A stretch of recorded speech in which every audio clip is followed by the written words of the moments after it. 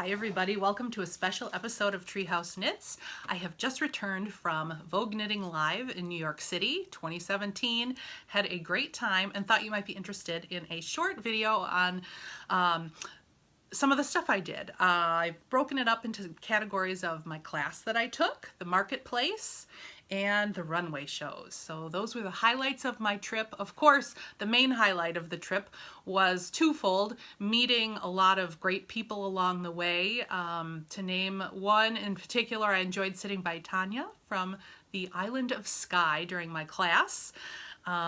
She is a button maker, a Dorset button maker on the Island of Skye. Check her out. I'll put a link to her Instagram in my show notes. But then the biggest highlight of the trip was having my parents join me on the trip. We had a great time. It was so fun to meet up with them for dinner and share the hotel with them, and they were troopers tagging along with me to the big city. So thanks, Mom and Dad, if you're watching. So why don't we go ahead and get started with the class. I arrived on Thursday evening. Friday morning started out with a class. The class that I took was Principles of Design with Catherine Lowe. Probably you've heard of her. She has been a designer for many, many years. She's a prolific designer and also a yarn company owner, and has a definite position on design, and I learned so much from her during the day-long class that I had with her. The morning was spent coming up with or defining your own aesthetic as a designer and the importance of that, a little bit about brand. She gave us some amazing tools to use to figure that out. And then in the afternoon, we talked a little bit more of the nitty-gritty of design. We also, we got really in-depth about shoulder slope and got into some math. Pythagorean theorem was thrown around.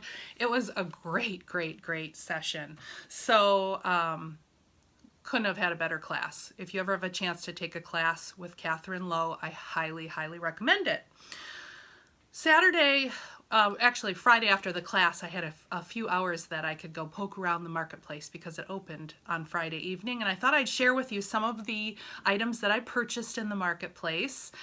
I went in looking for special things that I couldn't necessarily buy on the internet or at my local yarn store, or items that I really wanted to touch and feel or try before I bought.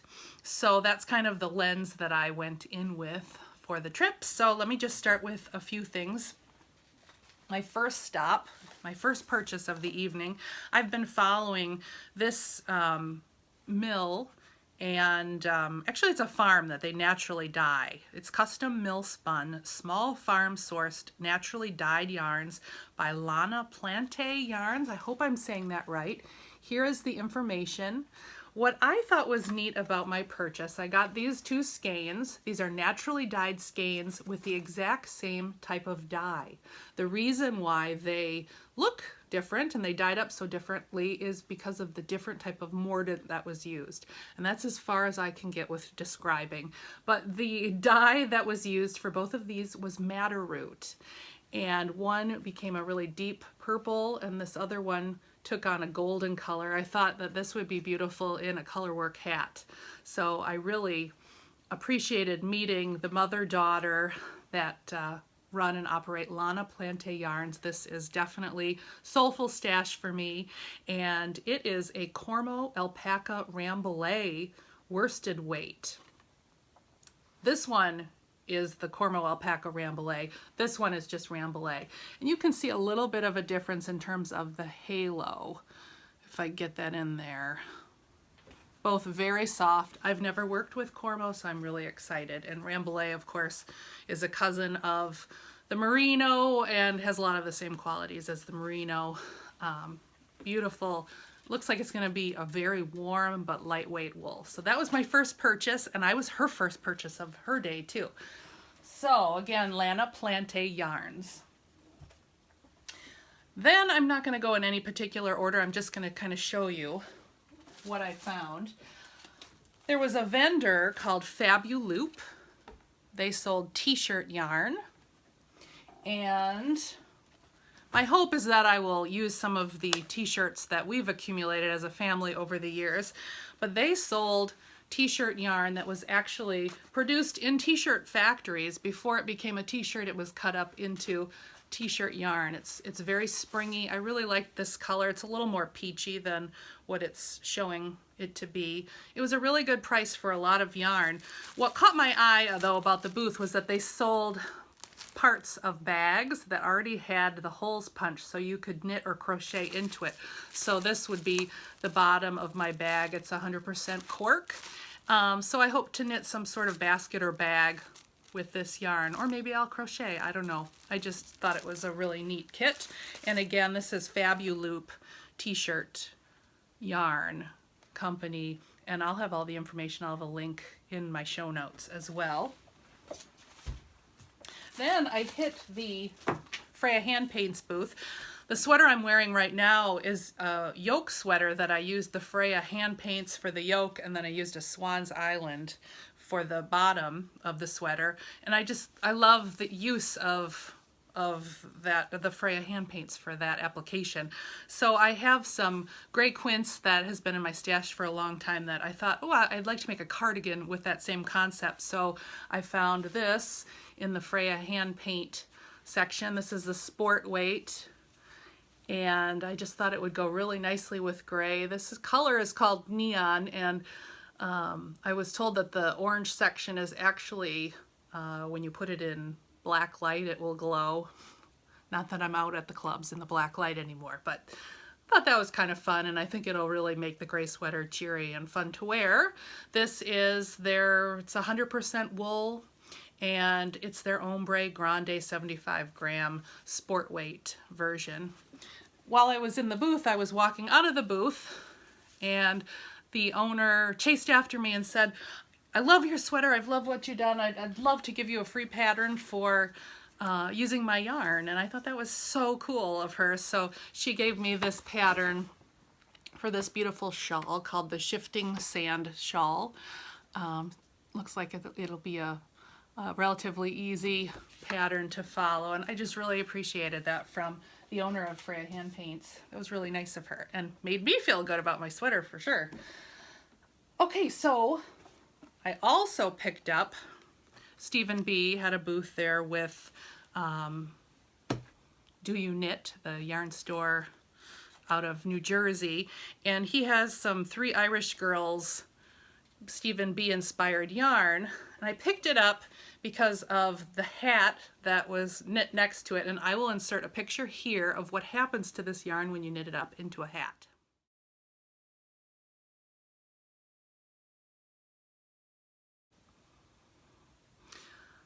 And the reason this particular skein is called, the colorway is Exploding TARDIS. I'm not so much a Doctor Who watcher, but I am a Michigan Wolverine, and this is our school color, and I thought it would be a really cool hat to make into a University of Michigan hat for cold football Saturdays. So that is the skein. I just don't understand how they can mix blue and gold and not get a lot of green where it transitions. Very cool. Okay, so then I walked by the Yarn-It booth, and I've seen the Yarn-It all over the internet, and I thought, well, I don't have any pets at home. Why would I need a Yarn-It? Because I'm assuming you all know what the Yarn-It is, but maybe some of you don't. It's this stand that's made of a really strong type of plastic. I was told it's the same material that our eyeglasses are made of. You put your skein of yarn in here, it gives you a couple of hole options to pull your yarn from and keeps everything contained, and I thought, well, that's good for if I had pets or something, but I don't really worry about yarn sitting out. But in the last month or so, I've made some of these magic knot balls, and I've been finding as I was pulling out the yarn, it was getting really messy in my bag, and I did want something to really contain it with, and now it's working really well to pull out. But what sold me at the counter at the Yarn-It booth was the fact that there's a couple of holes so that if I wanted, I could pull from the center pull and I could pull from the outside of the skein. So that's what sold me on it. There's also an area that you can open up and keep tools and stuff. And I'm very curious to use it in my cup holder while we're traveling and I'm knitting. I think that'll be handy too, because before I'd open up my glove box in front of me and put my bag and stuff in there, but it might be nice to just stick it in my cup holder. So I've got my granny square, not my granny square, but my granny striped sock yarn scrap blanket coming out of that. So that's the Yarn-It. And the Yarn-It, I don't know if it always has, but it now comes with a strap. So in the picture, they show this woman wearing her Yarn-It. I don't think I've ever walked and knit before. But who knows? Maybe someday. Not gonna rule it out. Okay, then the next soulful stash that I found was I met Lisa from Haven Shorttails. She has Finnish sheep and she also has large Angora rabbits. I love her logo. It's so cute. And she had a combination of Finn 7% Angora and 3% Angelina. I don't think it's going to show up in the camera, but in the marketplace, the light was hitting it and that little bit of sparkle was coming through. I thought, what a neat way to combine the Finn sheep with just a little bit of Angora rabbit and then just to have a little bit of sparkle. So I got it in 2 colors, thinking I would do some sort of color work. And take my word for it, it sparkles when the light hits it. This is the tag. And it's 90% Finn sheep, 7% Angora, 3% Angelina, 220 yards. This one's the Midnight Star color, and the lighter one is Gray Sparkle. And it just looks gorgeous when the light hits it. It came with this set of patterns, which I thought was kind of nice too. So another soulful stash purchase from Haven Shorttails. Walked by the Loop booth, and I've always seen a lot of you out there that podcast that may be watching and spinners love these loop bats. So I don't spin yet, but I couldn't pass it up. This will definitely entice me to spin.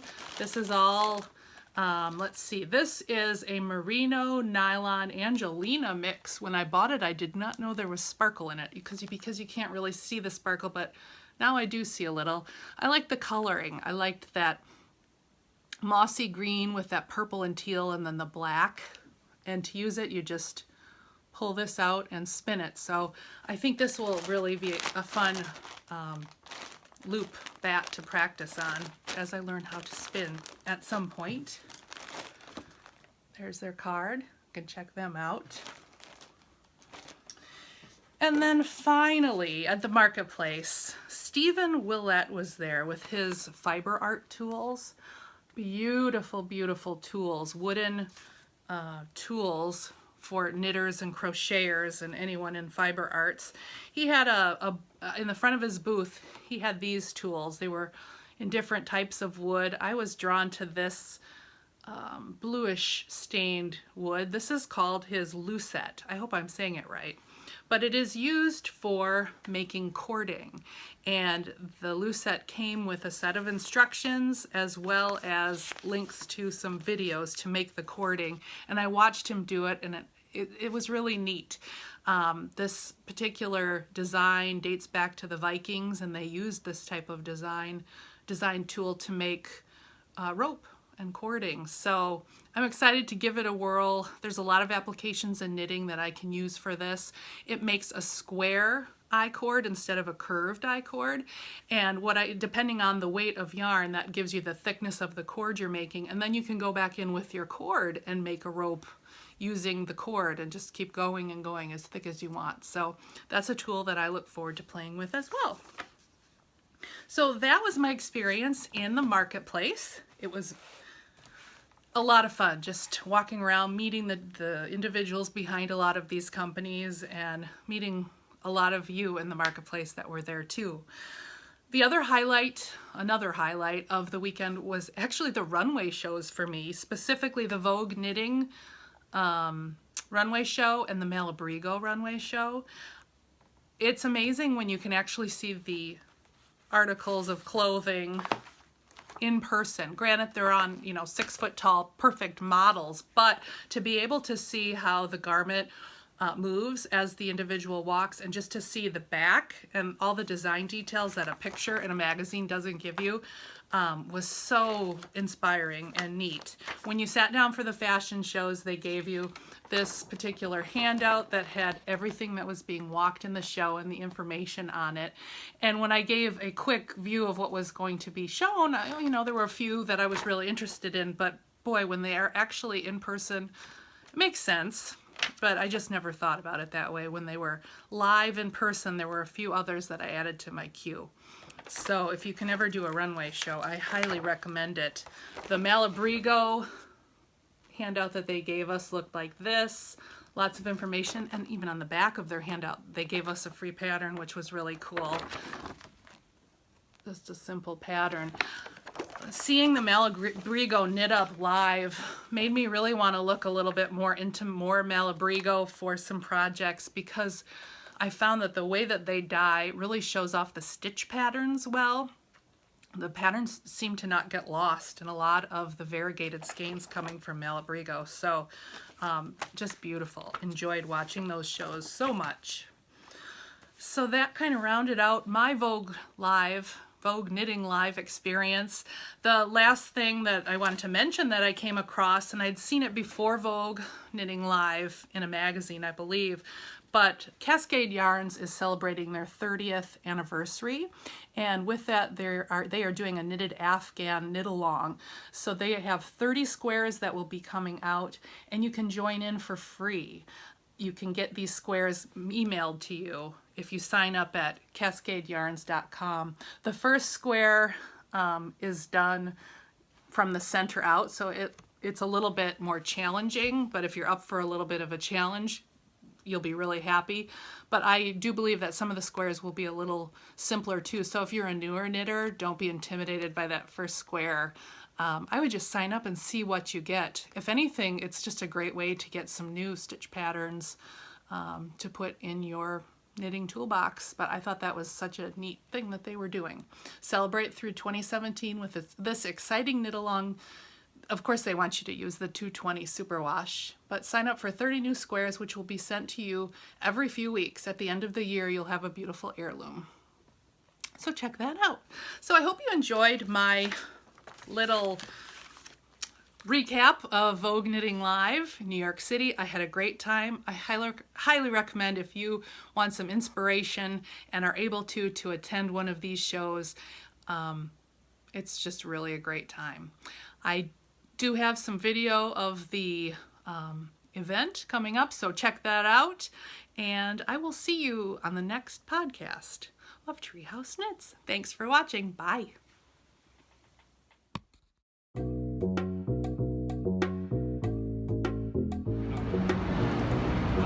I am going to Vogue Knitting Live in New York City.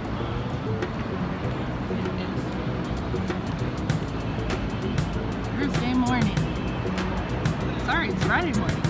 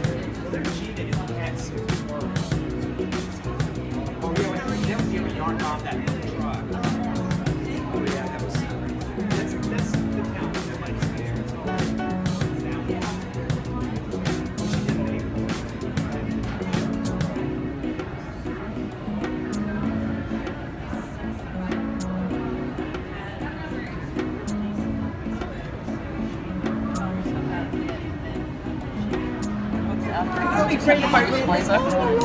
Okay, I've got to get 6 more. And then, What? no, you're I fine. used to make animals. I'm keeping a tally. I've got it right here. Oh. So here's the other thing.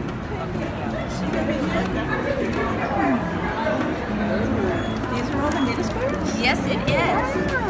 Are you familiar with it? I've seen it unravel a million times. So basically, it's exactly as it is. Right. You knit a square. Some you knit the face into the square. Some are just And then it's just all folds. and some is just the plain square. Huh. Yes, and then you just baste, fold to make the face and the legs. It's origami. In a way, it is very fun, very addictive.